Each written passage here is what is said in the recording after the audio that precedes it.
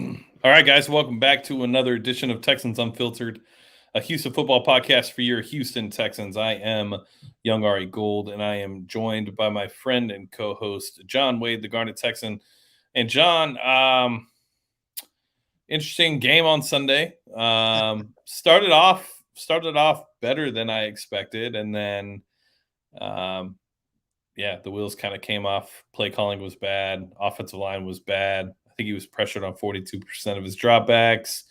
There was some good to take away from it from Davis, in my opinion. Some of the throws that he made, but outside of that, the Texans don't get it done, and the Niners defeat the Houston Texans to have a chance at making the playoffs. Yeah, I mean Yeah, it's one of those where I don't want to say it wasn't a fun game to watch, but it wasn't a miserable game to watch, which is surprising. Like yeah, the Niners are incredibly talented. They've had some bad breaks, but that team is loaded. Their front seven's insane. You look at their offense, Debo Samuel's, my opinion, one of the best offensive players in the game. Kittle is one of the best tight ends. It's him and Kelsey. And then you've got Ayuk, and the Shanahan always finds a running back. Like that team is absolutely loaded.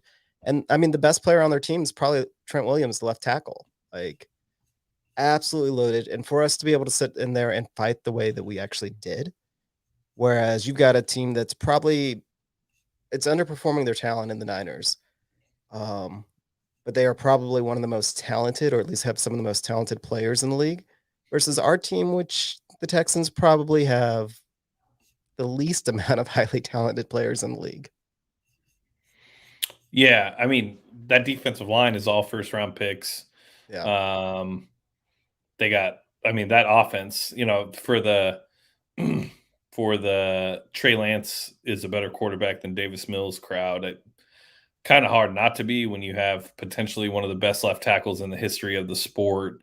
You have, George, you have Kittle, you have Debo, you have Ayuk, you have a good offensive line, you have one of the more creative play callers on offense the league has seen.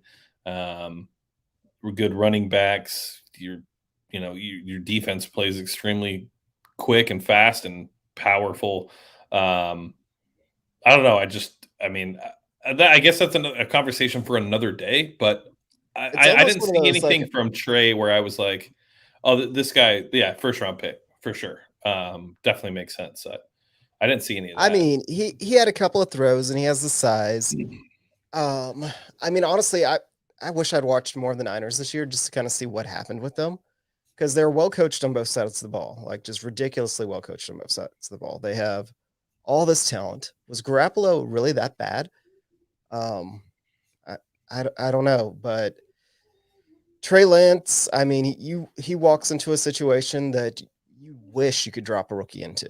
Like that is the Niners are almost like the 2012 Texans in a lot of regards. Like they're just loaded everywhere, except outside corner. But their front seven's so good it doesn't really matter. They have an outside corner. Um, so again, why the Niners aren't winning more? I'd really like to kind of deep dive into that. But they're a really talented team, and I think that the Texans and Davis Mills especially did about what you could expect. Like you can't really hate on this game from him.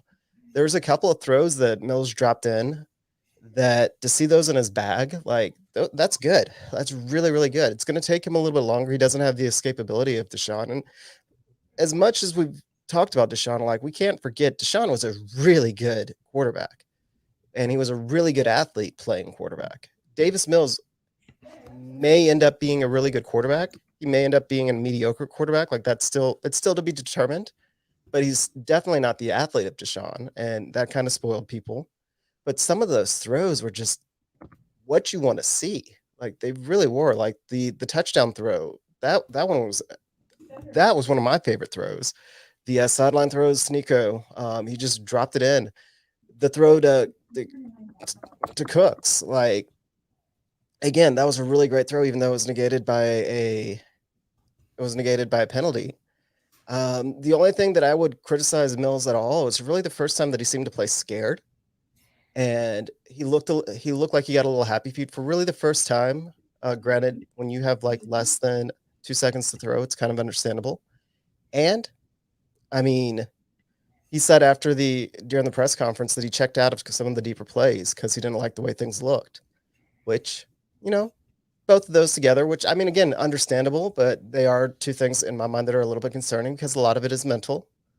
But again, I'm not going to throw Mills under the bus. I'm just like last week, like I still stand by the fact that I think that he's a great bridge quarterback, if nothing else. Like we don't have to get a quarterback this draft. I don't think there's anybody in this draft that's going to end up being better than him. Whether or not he's going to be an elite level quarterback or even an above average level quarterback, I mean, that's still to be seen. He's one of those guys that has to constantly improve, but you can't. He didn't show anything that absolutely ruled that out. Yeah, I mean, I would say, this defensive line that he played was probably the best defensive line that he's played all year. On top of that, that offensive line is just not very good. But yeah, he definitely had, some happy feet in the pocket. Still looked like he had some pretty good pocket presence for what he was dealing with and the amount of time that he had to make plays. But yeah, I mean, I'm not out on Mills in any form or fashion. I don't see that as being a reason to be. I mean, you also add in the fact like the ground game couldn't get going. The play calling is just like what, like honestly, just awful. Um, yeah, I mean, Patrick says it right. I think Deshaun's the only quarterback in the league that can be productive with that kind of offensive line. Yeah, I would agree. I mean, it's pretty crazy to think of how strong and fast that offensive line is. I mean, they really are good, and all of them are first round picks except for Charles Omenihu, who had not zero impact on the game. But yeah, I don't know. Like I said, I'm not off the Mills bandwagon. I still think that at this point we've seen enough to have him take, maybe compete at least for the starting gig next year and kind of go from there.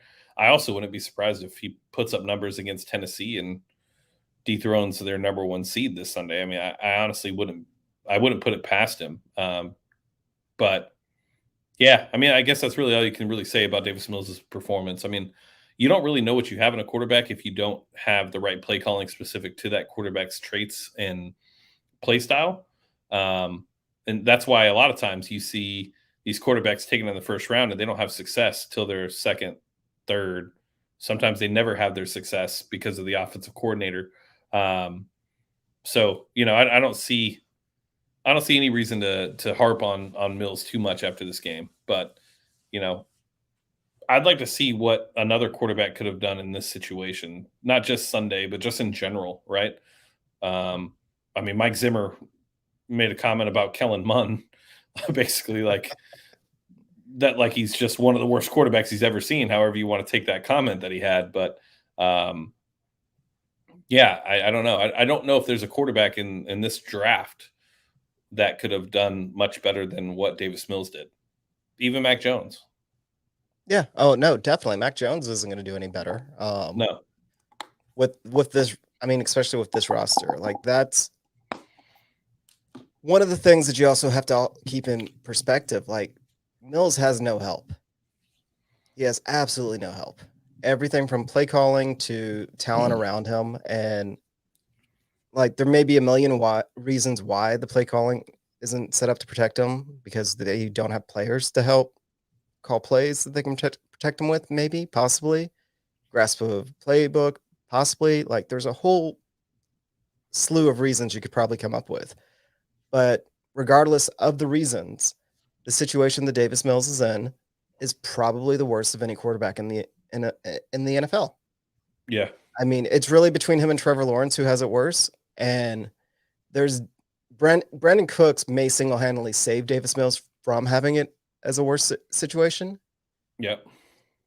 But it just may be Brandon Cooks that does that. I don't know if Trevor Lawrence would be any better on this team, to be honest with you. I'm not saying you said that, but I'm just saying I don't know if Trevor Lawrence would be any better on this team. Like, and he has. I mean, he came in touted as the best since Andrew Luck to come in the NFL and all these good things. But on tape, he doesn't look like that quarterback to me. He looks No, pretty bad. I mean, somebody pointed out that Burrows, or not Burrows, Bortles, our Blake Bortles, our big friend, Yep. Probably the best tight end to ever play quarterback. Him and Trevor Lawrence have identical rookie season numbers. That's not to say that Trevor Lawrence is going to be the next Blake Bortles. Like, that's not to say that that's the direction his career is going to go. But that may also reflect the system in Jacksonville, just, constantly putting their quarterbacks through this. I mean, Trevor Lawrence has a great arm. He makes a couple of wild throws. But, I mean, honestly, I'm right there with you when I watch him. Like, I get why he was this top-rated prospect, but at the same time, I don't get it. Like, he doesn't blow me away. He doesn't make me go, wow. But it constantly feels like you're just on the cusp of watching something that could be wow, but he never gets there. Yeah, and another thing that I'm like starting to realize is, in the offseason when he was drafted, everybody was saying that Davis Mills would likely be the number one quarterback taken. And based on what we've seen from the quarterbacks in this class, I don't know if that's wrong. Yeah. He might be. I mean, maybe. I mean, for me, here's the problem with Davis Mills, and this is part of the reason why I think that Davis Mills is also getting critiqued so hard by certain individuals, is he doesn't have the resume. Yep. He doesn't have any sort of resume. The only thing that he has is he was the top-rated pro quarterback recruit coming out of college. High school. Going into college, so coming out of high school. But he didn't have like all the weapons around him at Stanford. He didn't have injury. He had injury problems. He didn't have like the best of luck there. So it's kind of hard. Like, what is he? Like, if you look at physical standpoints, him and Joe Burrow are almost mirror images of each other. Like, if you just look at like physical traits, Davis Mills has 2 pounds more and a 1/4 inch longer hands. But other than that, everything from their 40 time to their height to like their agility scores to all that, identical. And this isn't to say that Davis Mills is on the level of Joe Burrow. I love Joe Burrow. I think Joe Burrow is going to be that guy. But it's just the kind of point, like with quarterback and physicality or their physical traits, like almost identical. And actually, if you look at Joe Burrow's rookie season versus Davis Mills' rookie season, almost identical. Honestly, if you look at their numbers, they are so close. And Burrow has always had better weapons around him. Always. Like, that team at LSU was just absolutely loaded. Like, again, I mean, Justin Jefferson and Jamar Chase are just tearing up the league, and they were on the same team. So, yep. And then Paul's pointing out, I didn't even realize this, that Burrow didn't complete a single pass over 30 yards, whereas Davis Mills has already demonstrated that he is capable of doing that.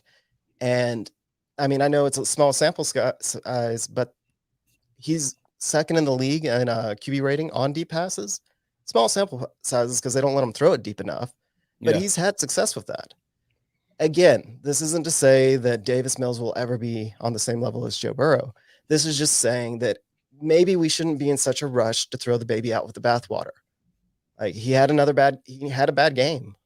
He had a bad game that I think most players have had a bad game about. But it doesn't really change my opinion of him. I still think that there's a chance that he turns into a quality NFL starter. I still think that there's a chance that he could lead the team to possibly be a playoff team in the next couple of years.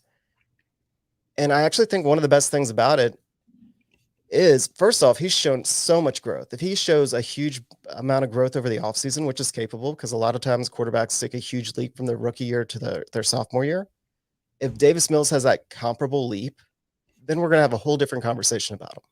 If he doesn't, if this growth that he has shown, if this is his leap, he just had it a little bit early because he had a weird year. That's fine. He's good enough to get by for a couple of years, but he's not so good that if you find a quarterback that you're in love with, that you feel married to him. John, is it fair to say that at this point, what we've seen from the developmental side of Davis, that worst case scenario at this point is that if you took the 2011 Texans defense, right, and put that, actually, we don't even have to go back that far. What year was it that we went against the Patriots in Foxborough with Brock Osweiler? What was that, 16, 15? Was it 17? Well, we drafted Deshaun in 17, didn't we? So maybe it was 16 because it was so 16. Yeah. So let's go back to 16. If we just fielded that defense, right? Gave them a competent running game and skill players like Deshaun had. Have you seen enough to see that he could actually take you just as far as any of the other quarterbacks that we've had in this league if all of that is right? I would say that if he had an identical situation that Deshaun had on his rookie year. Yeah, well, kind of. That offensive line was putrid. It was putrid. Brock's offensive line wasn't as bad. That is true as well. And a decent run game. Not a great run game, but a decent run game. I'm not saying if Davis Mills was in the exact, let me put it like this. I'm just going to rephrase my answer real quick. If you put Davis Mills in the same situation as Deshaun, he doesn't have the success that Deshaun does. Deshaun just lit the world on his rookie year. Yep. But he has a much better season than he's currently having, and people are talking about him differently. Now, if you take the team prior, if you have this version of Davis Mills right now instead of Brock Osweiler, I think that team is better. Like I would take this version of Davis Mills over Brock Osweiler in a heartbeat. Mm-hmm. I think that we potentially beat the Patriots. And that's just because of the weapons around him. I'm just saying that Davis Mills himself is a better quarterback than Brock Osweiler, in my opinion, and from what they've seen. Let me ask another question. If Davis Mills started against the Baltimore Ravens in 2012 instead of TJ Yates with that defense, how would you feel? Do you think you'd have a better chance at beating the Ravens? That's it. Not like no statistic, no, nothing crazy. But do you think that you'd have a better chance at beating the Ravens than you did with TJ at the time? I mean, Davis has made throws that TJ Yates could only dream of. Right. But that Ravens defense may have been able to. They were good. I don't know. They were good. They were good. They were great on the back end. Yeah. And I think that part of what happened with Davis Mills against the Niners is they were able to show him a look. Yeah. To force him into a bad play. And I think that that Ravens team, I think that it's just I don't know if Davis has the ability to recognize a defense quite as well yet. Is Davis better than TJ Yates? Physically, yeah. As a thrower? As a thrower, definitely. Yeah. No question. And we agree that he's better than Brock. Oh yeah, definitely. And Brock took us to the second round of the playoffs. Mm-hmm. So I guess that's my point. If we actually put the right pieces around him, if you give him a great defense, which you just can't pull a great defense out of your ass. I totally get it. Totally understand. Not the expectation. It's going to take time. I'm not saying that in any form or fashion. But what I'm saying is if you can put pieces on defense, you can rush the quarterback, which we haven't been able to do in an extremely long time, and get him some protection. I think you can do enough. I think his floor is still Matt Schaub. And I think you could win a Super Bowl with Matt Schaub. I think we could have won a Super Bowl with Matt Schaub in 2012. Now, that's one of the things that I always got called a Schaub hater, but I was never. Schaub was fine, and I would never felt comfortable. But that team was so good, and that's almost a disservice. In my opinion, that's almost a disservice to Davis Mills, because that team was so good.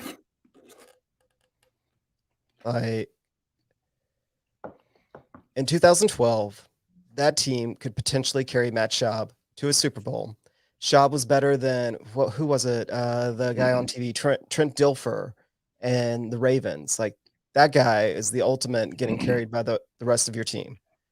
Whereas Schaub was better than him. And I think we can get to a Super Bowl with Schaub that year, but that's peak Schaub. Now, if Davis Mills turns into peak Schaub, then we also have to have a lot of things break right for the rest of our team to get to that level. 100%. 100%. Let me ask you one more hypothetical, and then we'll end this. If you put Davis Mills on the Browns this year, are the Browns a better team? I think so. Smarter play caller. Like, there's some things that their offensive line, weapons all around, tight ends, run game, good defense. I mean, if he's on the Browns, we're talking about him like he's Mac Jones. Like, he could go on that team. Now, here's the thing. The Browns would be better, but they would have had a deeper hole to dig themselves out of. Because, let's be honest, Davis Mills, his first couple of games, he probably shouldn't have been out there. 100%. But the second go around, including the Niners, essentially everything from the Patriots on. Yeah. That version, yeah, the Browns are in the playoffs this year. Well, so the reason why I bring that up is because I don't think we've seen a regression from Davis. Yeah. You know, I think we've only seen development. So if you took that version, if you took the Chargers version of Davis Mills and put him on the Browns, and he was that consistently, he'd be better than Baker. He just needs to consistently move the ball and not turn it over like Baker does. Yeah. I mean, that's when I go back to talking about QB mentality. They've got to be confident enough and have almost that arrogance in them that they can get popped in the mouth. They can throw an interception and bounce back and play again.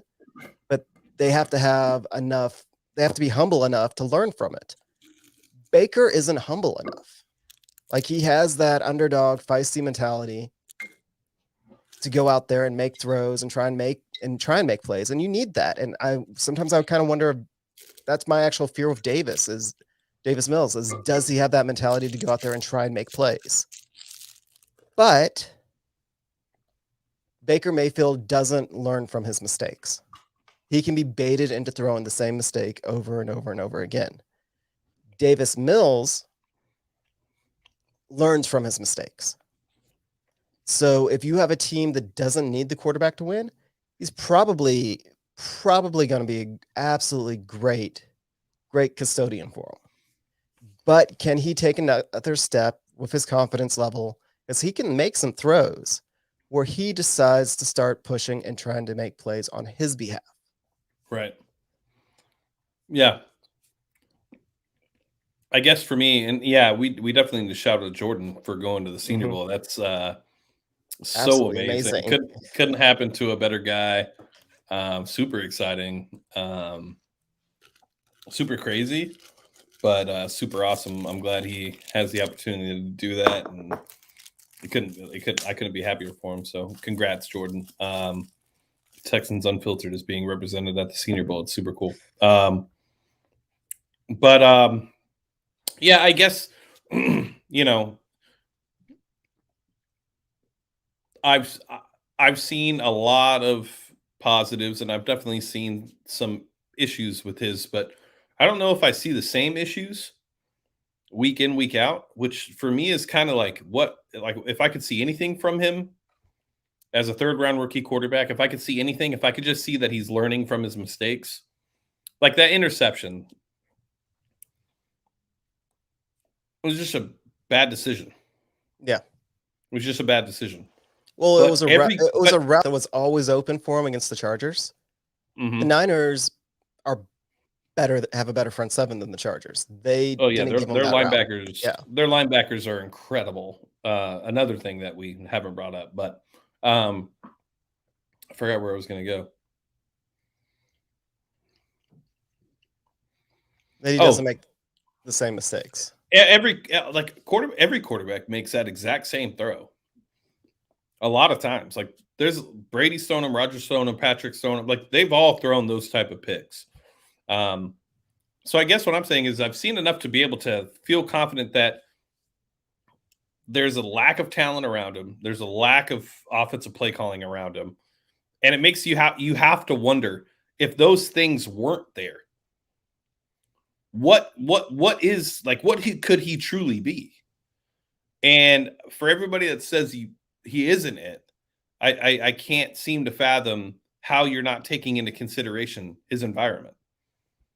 Like you're going to write off a prospect or a rookie because of the situation he's in, and you're not going to go build on what he has accomplished. Like I really don't understand that. And I get it. You hate the Texans right now. Yet you tune in every week. So enough to be able to bitch about the third round rookie quarterback. So I don't know. That's weird too, but whatever. Yeah, I don't know. I'm interested to see what Nick can do in the offseason to be able to put pieces around Davis and see if he could be better. And if so, great. And if not, well, there's no quarterback we're taking in the first round this year anyway. So it kind of works out. Well, for me, I just really what I want to see from Davis is they get him a little bit of talent around him and he develops a little bit of that edge. You've got to have the quarterback has to have a little bit of something. Even Matt Ryan, whom everybody considers the most chill quarterback, like he has a little bit of him, like the get in the face, like that hyper competitive nature. With Davis, that is honestly the big thing that does concern me. Is like he seems like he's a good guy. He seems like the players like him, but is he going to develop that almost tenacity, like that almost refusal to lose attitude? I'm not a big fan of saying a player doesn't have that because of body language. Because you just don't know what they're thinking internally. Like I don't feel like you have to show that to have that. I think we've seen lots of players in the league that don't show that, but yet would be considered to have that. I also think it's like a character thing. Like some people have that in them to show that matters, and some don't. But it wouldn't hurt to see. Yeah. Well, I mean, look at a successful starting quarterback, and who doesn't have that though? Baker has that, and still. Yeah, but I mean, Brady has it. Aaron Rodgers has it. Burrow has it. Matt Ryan has it. Roethlisberger used to have it back in the day. Like the starting quarterback that doesn't have it. Look at Jimmy Garoppolo. Look at how he's playing. It's just that you just named the best quarterbacks, right? I mean, but that's kind of I didn't know that's what we were expecting them to be. That no, we're not expecting them to be that, but it's kind of like that.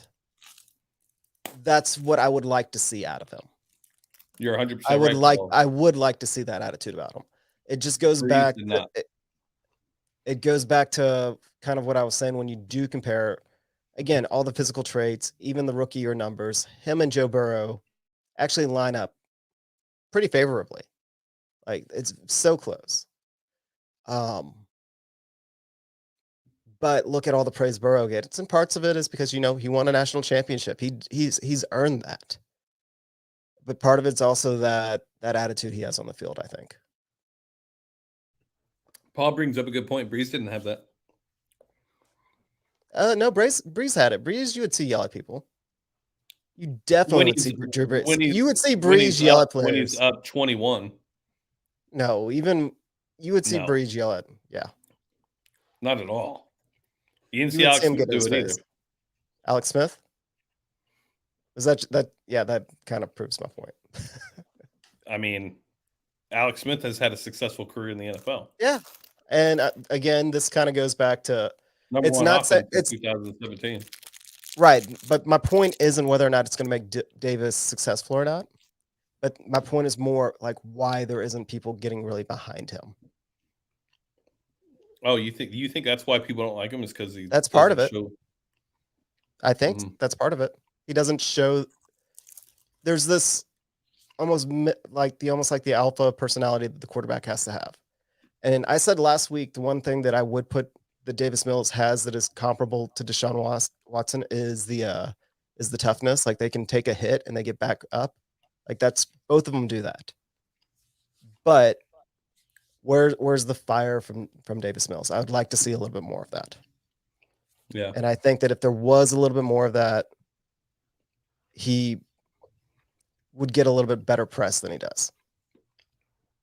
I also think it's hard when you're on a 4-win team to be that way. Well, like what are you getting up for? Like, how are you going to show that tenacity and then go into the locker room and you guys are a top 3 pick in the draft of 2022? Like, I don't know.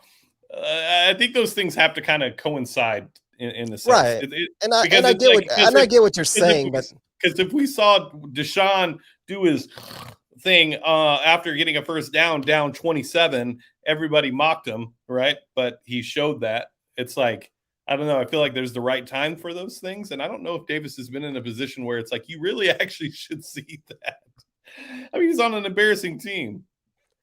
Well, you should see hints of it. You should see hints of it. That's all I'm saying. All right. Anything else about the Niners game? I mean, it's the Niners. I wish I just watched more of them. Like that team in general, they're an intriguing team in my opinion. From our end, Rex Burkhead, it's kind of sad that he may be our best offensive player other than Brandon Cooks, even though we didn't really get much of a running game going. Burkhead, not to dismiss him, but I mean, this guy's not on our team next year, right? Or if he is, he's not the feature back. God, I hope not. But I mean, other than that, that again just kind of goes back to our point. Like our top 2 players on offense, Brandon Cooks, legitimate. Like he absolutely is. Like he's ended up probably being the smartest personnel move that was made by the previous regime, just because of what you're paying him, what you gave up for him, and the production you're getting out of him. Brandon Cooks, absolute still. Best player on the offense. Second 100%. best player is Rex Burkhead. Yeah, I would agree. I mean, Brandon definitely has come in and, I mean, God, what is he, 27? Like he's still got some years to go too. Very productive player. Definitely a security blanket for Mills. Has better stats than Hop. Yep, 100%. Yeah, I mean, it's. And I mean, granted, he's got better stats than Hop, but the argument I remember that everybody hated on Cooks, he's not durable. He's not durable. Well, the reason he's got better stats than Hop is he's been more durable than Hop. And this isn't to trash Hop, but it's just to kind of point out it's kind of funny how things worked out. Yeah, I would agree. Do we want to talk about Bill O'Brien potentially coming to the Jags, or? We are not so lucky in this world. Like it honestly, it makes more sense than you think. If you're an outsider, if you're not intimately familiar with Houston and everything that happened with Bill O'Brien, like all of us having to live through that, I could see why it would be very, very appealing. Bill O'Brien as a coach had a lot of success. Bill O'Brien as a coach had a lot of success developing quarterbacks. Bill O'Brien as a coach had a lot of success developing Deshaun Watson. You are now the Jaguars. You need to develop Trevor Lawrence. He is not a foolproof pick. You need somebody to come in and develop him. So I can kind of see why that would make sense, like based on Bill O'Brien's track record. Even Bryce Young at Alabama, he's benefited from Bill O'Brien. Granted, part of the snark around that is we watch Bill O'Brien do things that would make us pull our hair out in Houston. Now he's doing it for Alabama, but winning. So, I mean, Bill O'Brien was actually a pretty good coach, in my opinion. Horrible personnel, horrible at personnel. And again, we kind of talked about it before. We thought that he was going to end up going somewhere and being a really good coach for them after he made all of his mistakes here in Houston. Like almost learned if he was able to learn from what happened here in Houston. He had in my opinion, he had a lot of the right mindsets, trying to be offensive or be aggressive on offense, like when he was at his best, being redundant with positions, like you don't put all your eggs in one basket. But whether or not his loyalties or his personality or whatnot, he might have had the right ideal. He just had poor execution. So putting him in another situation, he could potentially be successful, but I don't think the Jaguars are that situation where he could be successful. So I would actually feel a lot better if he goes to Jacksonville and fails, because I don't want Jacksonville to win. And I just think that environment's so toxic, and his personality in a toxic environment will be nothing but popcorn, but it won't be us being made fun of. Well, his buddy Amy Polsick's over there, so Yep. that's a plus. So we know we'll get some leaks. I don't know. I mean, part of me thinks that Bill O'Brien going to the Jags could be bad news for the Texans in the sense that, we've said on this show a million times that Bill O'Brien, early on, when the frustration started, we said very early on, we said, whatever he doesn't get right here, I wouldn't be surprised if he goes to another team, learns from his mistakes, and ends up being a great head coach. I think we've said that probably 10 to 15, maybe even 20 times, even towards the end. As long as he doesn't have personnel decision making, which I don't know if there's even an owner in the NFL that would be comfortable giving him that after what they witnessed. If he goes specifically and only as the head coach of the Jags, I think he could right the ship, to be honest with you. I really do. I like Bill O'Brien as a head coach. I thought he was a good head coach here. He's the best head coach the Texans have ever had. That's saying a lot because Gary Kubiak was a pretty good head coach. But I don't know, man. Bill O'Brien going to the Jags is somewhat scary because I think that he could correct some of the issues he had. And if he does, and they have a quarterback in Trevor Lawrence that he can get right, I don't know, man. That's a pretty scary one. Not gonna lie. Yeah. I do think that Bill O'Brien deserves. There's some credit, in my opinion, that Deshaun Watson's development should go towards Bill O'Brien, and I don't think people talk about it enough. But he taught him how to play from the pocket, which is not something he knew how to do at Clemson, and it's something that it took a little bit.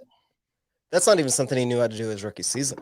That's what I'm saying. It's something that he taught him later on down the road, and people don't talk about it ever. Yeah, for as much as Matthew, everybody, as much as thank you, Matt. I thought that big money. Whoa, wow! He dropped the bags on us. Bags. I know, right? Wow. Thank you so much, Matt. But what I was going to say is we kind of talked about it a little bit when everybody wanted to go back to the rookie year offense of Deshaun Watson. Well, if you look at that offense, yeah, it was effective, but it would definitely have cut Deshaun Watson's career short. Like he wouldn't have been able to play in that style of offense for an extended period of time. And Bill O'Brien was able to kind of, for better or for worse, like this is one of those things that depending on the way you looked at it, he may have made the offense regress, but he made Deshaun Watson a better player. Like a player that's going to have a longer career, if he didn't get into all these other troubles, but potentially have a longer career. Now, I jokingly said it earlier this year that Bill O'Brien would have loved Davis Mills. He would have absolutely loved Davis Mills. He would. That Bill O'Brien, when he was fully invested in running the offense with Davis Mills as the quarterback, would actually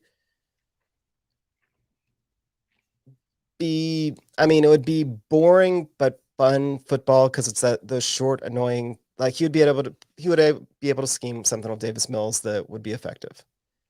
And Trevor Lawrence, I don't know what he would do with him. It kind of scares me. It I think it absolutely should. scares me. But I think that him being in the same building with Balky and Khan would be toxic enough, especially with Bill O'Brien, how toxic he already could be, that would prevent it from. But the year or two that Bill O'Brien was actually focused before, he tried to do everything. If you get that Bill O'Brien with Trevor Lawrence, yeah, that's scary. Yeah, well, then you also got to remember he's got Travis Etienne or Ed, however you say his last name, coming back from injury. The offensive line isn't awful, definitely not great, not average, I guess at worst. He just needs some weapons, and then he needs to invest in the defense. I don't know. It'd be very interesting to see. People want us to talk about the Justin Reid post. Did you see it, John?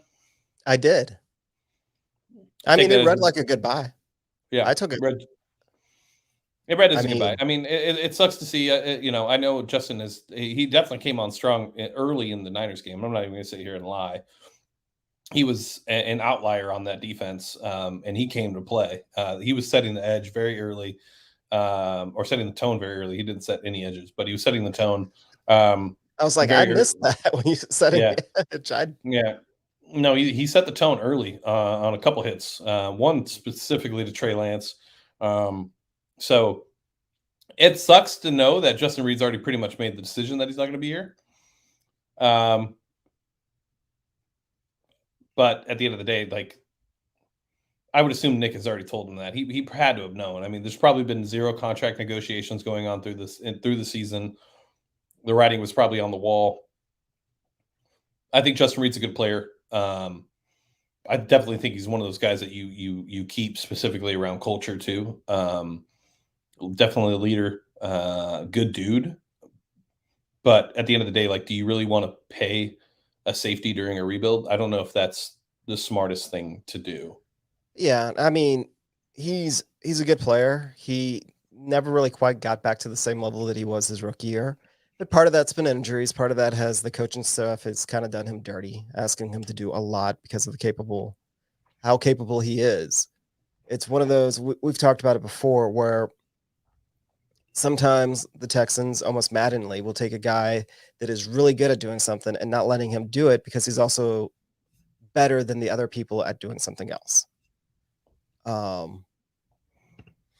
And that's one of those things with Reid. Like, he was better when he got to play center field, but he was also their best box safety. Like, he was pretty much the only one that could come down.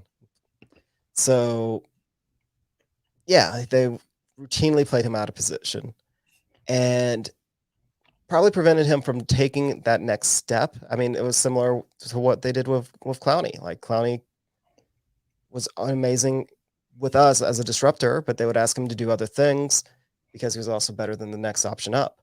And I know there's other examples, just for whatever reason I'm blanking right now, but that was sort of the situation that Justin Reid's in. You can't blame him for wanting to go somewhere else. And honestly, like, he probably just wants to go someplace where he can win. Like, he doesn't want to be a part of the rebuild. Like, that's the type of personality that comes across to me. It's like, he wants to go win. He doesn't really want to sit there and wait. Yeah. Paul says he's going to Dallas. I actually think he goes to the Niners. It's where he grew up. Be interesting. I thought he grew up in Louisiana. Well, I'm sorry. Went to college. Yeah. He went to Stanford. So be interesting to see though. Could go to New Orleans. No, but yeah. He actually seemed to be happier to be back in the Bay than even Davis Mills did. Like, he seemed really happy out there. Yeah. Trying to think of what else we really have. I guess let's talk about the Sunday. So, me and you will be at the game. So if anybody Yeah. wants to hit us up, let us know. You guys want to grab drinks, whatever it may be. John and I will be there. Um, we're going to leave that morning, right? Yeah, I was going to talk to you after the show, like what the plan was. If we're going the night before, if we're going super early, like are we even riding together? Like how are we going to do that? Well, we're not going to drive 2 cars. Yeah. Well, I don't know. You have family down there. No, I don't. I thought is your uncle not down there anymore? He moved to Seattle. Oh, okay. Yeah, I don't know. Okay, we'll figure that out. But we'll be there for the Yeah. game. Expectations for the game. I think that's I hate the Titans. I do too. I do too. And we've I already beat them mean, once. I've been to so many Titans games. And then we're on top of that, we're gonna have to deal with everybody kind of. I get it. Foreman went to Texas. He's a local boy. Everybody wanted him to do well. But we've already got to deal with kind of like, oh, look, the Texans gave up on him too early. It's like, yeah, and so did the Colts, and so did the Falcons, and so did the Titans themselves. Like he was a street free agent this year. Like we didn't do as many issues as we may or may not have had. Cutting Donta Foreman was not the wrong move at the time. Now, as a street free agent, was better than what we had. So I would definitely could have argued for us bringing him back and should have knowing better to bring him back. Like that, I could understand being upset about, but we didn't do anything wrong by cutting him. But we've got to kind of deal with that, and I get it. Like Foreman's a local guy, you want him to do well. And then just the Titans in general, they just aggravate me. Like again, I've been to probably just as many Titans games as Texans games, with my parents living there and having season tickets. So just like that whole fan base, like they just aggravate me. I don't understand why they want the Oilers history. Like no one in Tennessee I don't get it. So I always want to beat the Titans with the worst passion. Now, do I think we will? No. Tannehill's got his security blanket back and AJ Brown, and he looks like he's playing healthy again. And Donta Foreman, he's going to run well. That offensive line's pretty good. Like everybody runs against us fairly well. I think though that it's actually going to be a fairly entertaining game. I think that in some ways that it might be a better game than the game. We'll play better against them than the game we won. But the game we won was because of bad weather earlier in the season. We won because of bad weather, and Tannehill was just having a meltdown and turning over the ball. And I don't think we're going to have that same sort of luck twice. And they're playing for something. They're playing for the number one seed. We're playing our last game, so there may be a lot of people that are not necessarily checked out as from a player standpoint, but just trying to get through the last game without getting any significant injuries. Yeah, I don't know. I have this extremely weird feeling that we win Sunday. And I'm not sure why I feel that way, but I feel that way. I don't know. I think that we can. I think we know this team. I think we can beat this team, and I think we can. I think we can squeak one out. Like I think there's something to ending this season in a way like this that is something that every player is talking about, every coach is talking about, and imagine being able to at home end with a win and also dethrone the number one seed out of the bye. There's just a lot. There's a lot there. I don't know if they could just not do it. I hope so. I'm right there with you where I have optimism going into the game. I just, like I said, I think it could be a better game, but they have more talent than we do. So I think it could end up being a really, really good game. Yeah, I agree. I think that we could. I think we could win, and I do think worst case scenario it would be a very entertaining game. Yeah, I mean, And it's something that as I think really started with the Chargers game after we came out and just played very, very well against them, is we got to go into the Niners game and we got to have hope that we weren't just going to get steamrolled, that we were going to go in there and put up a fight. And it's the same thing with the Titans, especially it being a home game. His home road splits are just insane yeah, currently, which is kind of to be expected if you look at who he's played on the road. But at the same time, that there's a little bit of optimism there. There's a little bit of he'll have a little bit more confidence at home, and I do expect it to be, if nothing else, a really good game. yeah, And I would agree. you know what? Pat's saying they're going to be down by 14, and you know what? Maybe,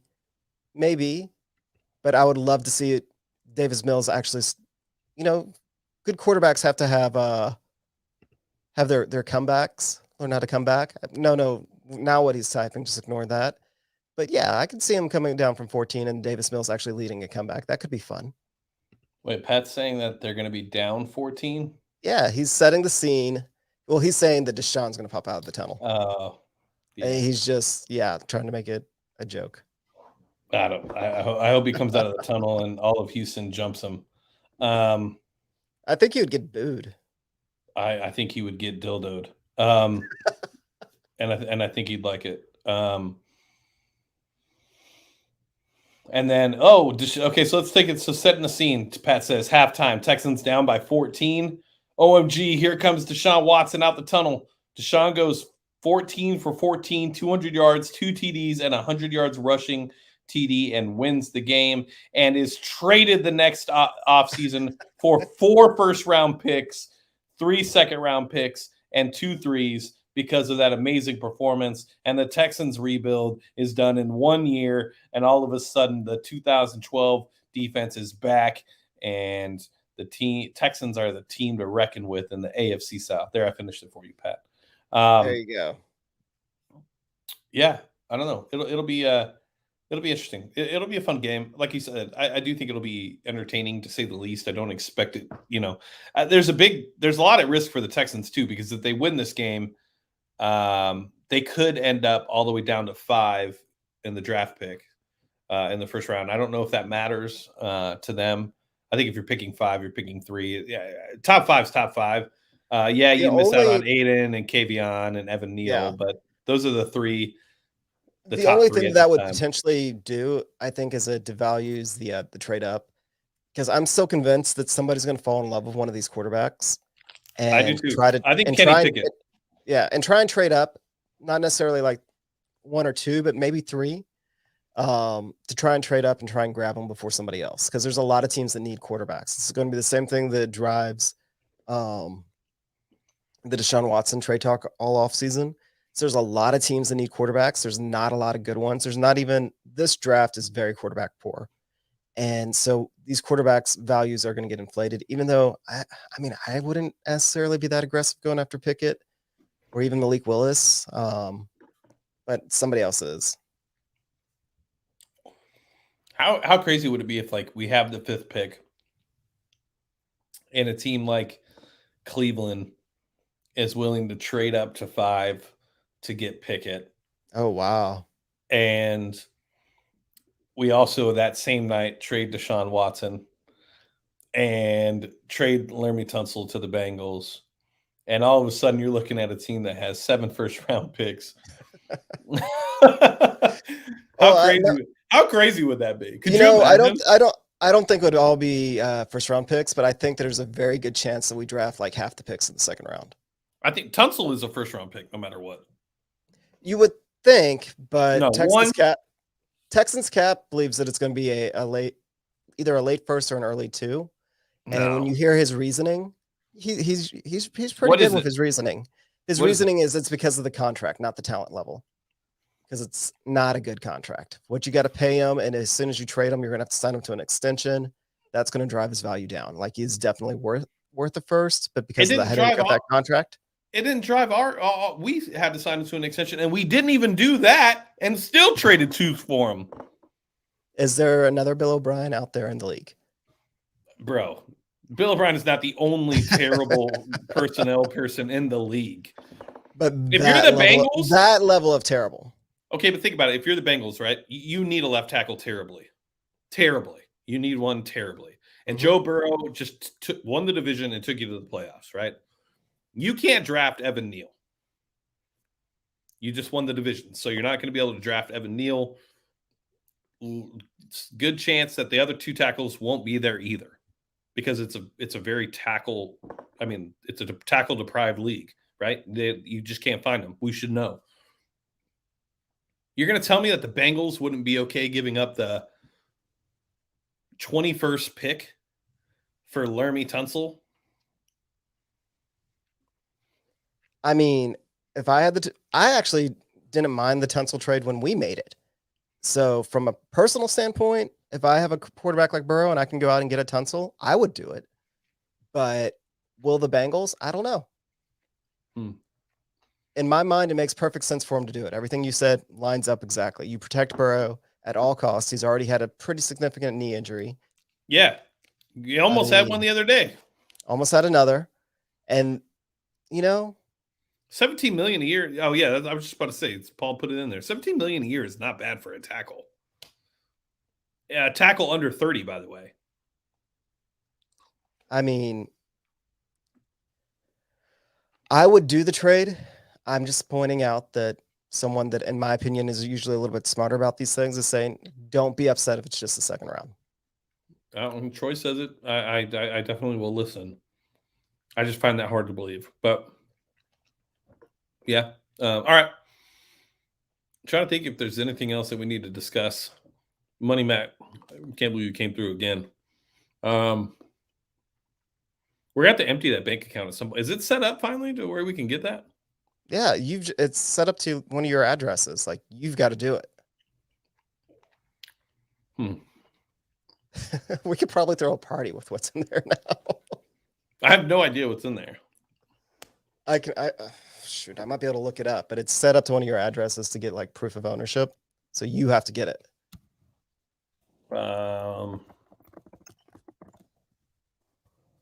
Yeah, I guess. I don't understand that. What does my address have to do with anything?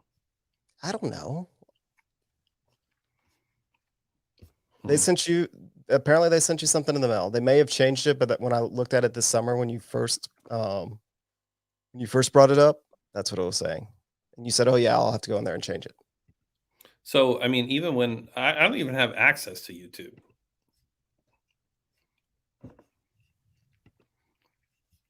Well, that might be a problem because I'm on our channel and it says like it doesn't show our channel. I just have it as like a manager through my Unfiltered. I'm sure everybody just loves hearing our lack of business skills. Yeah. Well, we didn't start this as a business. You know? I mean, that's really the only reason. No, we definitely didn't. We didn't. It's not really ever supposed to be a business. Maybe it's under the Texans Unfiltered at Gmail account. Yeah, that's it. Where do I see that password? I haven't logged into that account. God, dude, I have no idea. And every time I log into that account, there's some important email that comes through, like 6 months prior. Like someone's like, "Hey, we want to pay you to do this." Let's see.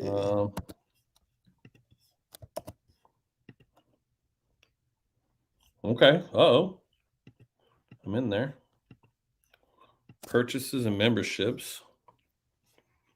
Let's see. We'll read it live on air, how much money we have in there. If I can find it. That shows you how much. Getting paid, complete and absent, AdSense. So you have the AdSense account. I have no idea what that is. Dude, what? Okay. Getting paid, action required. What you need to do is submit tax information, provide a form of payment, complete an AdSense. Does it tell us how much is in there? It used to. Where's it at?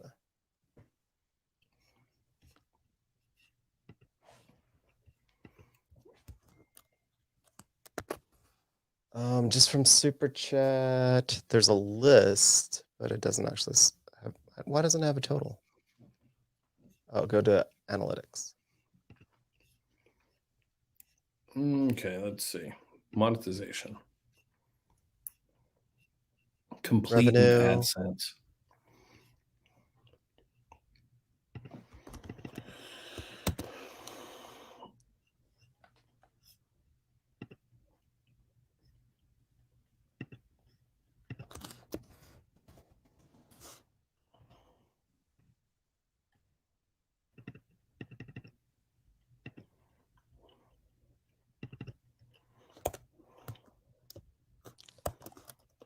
So from super users and chat and stickers, we've gotten 210 total. Mhm.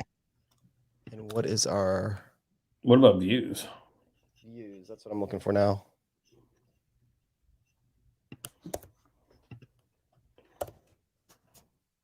Oh, our last video made $60. Hey. Dude, I don't even know how to like fucking set this up. Like I am on here and it's telling me to put in my phone number and I'm doing it. It's telling me my phone number's I need to put it followed by the country code. What's the US country code? Does anybody know? 1. That's what I put. So something wrong. Please try again later on or a different phone number.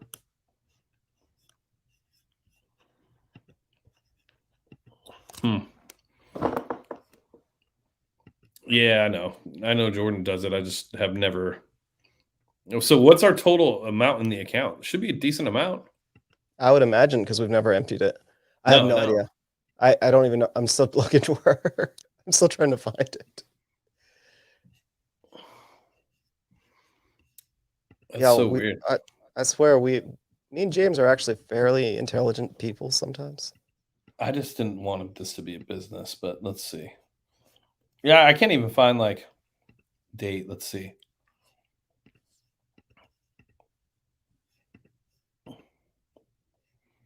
Hmm. I hope. Is everybody waiting to see what we've done? Let's see.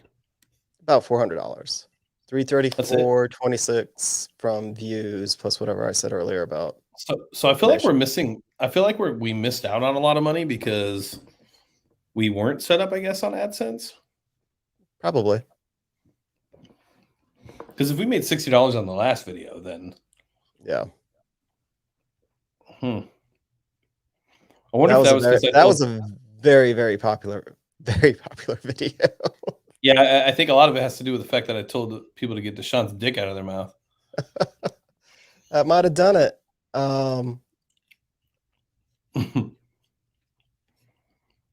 Yeah. Oh, views are going up though, so that's good. This is the first time I've ever looked at the numbers.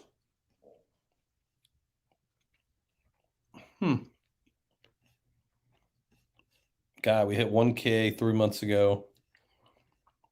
Before the season started, that's about what we were averaging, and then yeah, all the Deshaun stuff. Huh. All right. Well, thanks, guys. Appreciate you. Yeah. As you can Um, see, that podcasting is an extremely lucrative business. it could be more if we actually tried. I truly believe if we applied our efforts,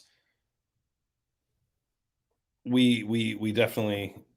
Deshaun has a golf course. Wait, what? Where?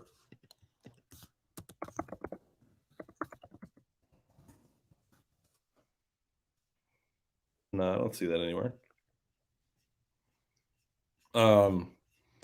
If we applied business ethics and conducted the podcast and the channel as an actual business and put it to the forefront, I think we'd be extremely successful. But we just don't want to do that, which Yeah. sounds crazy, but it's because we're happy in life. Well, it's just, another 10 hours of work each week that, let's be honest, we got kids. And what we really need is actually a producer. but Yeah, it we is really what it do. is. No, there's been multiple people that have hit us up about producing. Let's see. John wants to produce. John Crumpler said he'd help out. Oh, for real? Mhm. So if you want to He reach has out to him, feel time? free. He says he does. Oh, all right. Um, Trying to see who else. Ruben, of course.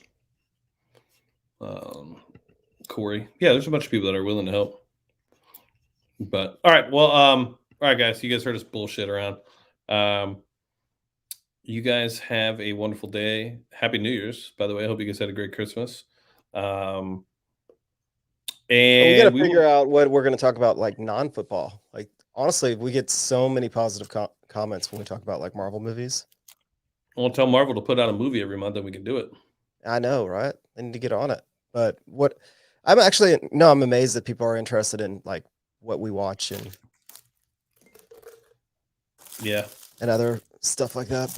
I thought about this podcast idea called "One Has to Go." That'd be the name of it, because I feel like there's always the debate of like Drake, Kendrick, or J. Cole, right? Like, Yeah. I'm just saying, and basically two people talking, and then each of them have to pick one person or one entree or one, whatever movie or one whatever it may be, right? And then you just have a conversation about those things, and then, yeah. So that was Okay. an idea I had. Did you watch We are. Did you watch Boba Fett? I have not. I totally forgot. I went to go do it, and then I just didn't. Disney Right. Unfiltered. That's funny. Did you watch The Witcher? No, it doesn't interest me. Give it a shot. I Give it a can't. shot. It looks like You like Lord of the Rings? I don't like Lord of the Or Rings. not I've Lord never of the seen Rings, it. Game of Thrones. I did. I like Game of Thrones, but I hear No, this is like the lower version of Game of Thrones. no, it's not the lower version of Game of Thrones. It's if Game of Thrones focused essentially just on like 2 people instead of 20. Mm. And they Giovanni, also fight we are. monsters. I'll check it out. I'll check it out. We are. I need to. I saw it. I'm sure I'd be interested. Are we doing Patreon? I don't know. I think we have people on there I that don't we know, just are we? let down every week. Oh shit. Um. Whoa! What the hell happened? We lost your video. That's Did you turn your weird. camera off? No. Narcos is good. Narcos is good. Yeah, I couldn't get into that because of the titles. What am I watching right now? I'm watching South Park. Um, Dexter. How is Watching the new season. Dexter? It's good. It's really good. I'm not even really watching sports. I watched the Texans game, and I think that's really about it. I haven't watched really any other football. I haven't watched one Laker. Did you watch Cobra Kai? No, my wife watched that. It was so corny. Dude, I can't do bad you acting. I cannot do bad acting. Did you not grow up I with those don't. movies? I did not grow up watching those movies, but the acting is terrible. Terrible. Terrible, terrible, terrible. I know, I but that's cannot. what makes it great. I watch Ozarks. Did you watch All American? I don't even know what that is. It's it's about the football player. It's a CW show, but it's Nope. actually really good. Dude, As soon you'd as you love said it. CW, as soon as you Nah, said dude. CW, I was out of there. You can sit down, get your wife to watch it with you. She'll love it. You'll love it. Like, I'm not kidding. You'll actually love it. Like, of I just all my started friends, Daredevil. you just started. But Again. Started it again. Okay. No, definitely rewatch Daredevil. I'm actually rewatching Daredevil too, but watch All American. Okay. Or I'll text Jackie and I'll make you watch it because you will both love it. I want to go just give it a see shot. the Atlanta. Yeah, I that's the one show that got away that I never got into, and I totally feel like I messed up. I watched the first 5 episodes of season 1 and loved it, and then for some reason forgot about it. Snowfall's another one that I'm like 6 episodes in, but I like watch one every like 5 months, so I forget about what happened in the previous episodes. But Snowfall looks amazing. Anything FX does is usually pretty good. Okay. I watched the first season of Atlanta, and then I never watched the second season because I never knew when it came out. But Donald Glover, like, dude, he's genius. awesome. Yeah, he's a genius. Jack That's Ryan. I it. have not seen Jack Ryan. What Jack is that Ryan's on? good. Yeah, Jack Ryan's good. That's on Prime. That was good. It's That on was a pretty Prime. good show. The Boys is But good. The Boys, yeah, that's really good. The Boys is good. Euphoria is good. You wouldn't like Yellowstone. Yeah, I know. I Too much already know that. cowboys. Yeah, everybody keeps trying. I How about can't. Succession? Have you watched Succession? No, I think we tried it once, and I just couldn't get into it. It was kind of slow. Okay. I haven't watched The Matrix yet. I haven't watched it either. So see, we got to decide on something because we always get a bunch of interactions because I think sometimes people just want other fun things to hear about. Well, we got a whole But off season, so we gotta figure some things out. we just need Preston back. I think Preston made everything a lot easier. Yeah, that And maybe we just listen to him instead of fighting him about everything. But yeah. All right. Well, with that being said, I am Young Ari Gold signing off for Texans Unfiltered. Yes, absolutely, we will, as long as he wants to come on. So we will catch you guys either Sunday at the game or next Tuesday when we stream live. Hope you guys have a great week. For Texans Unfiltered, I'm Young Ari Gold signing off.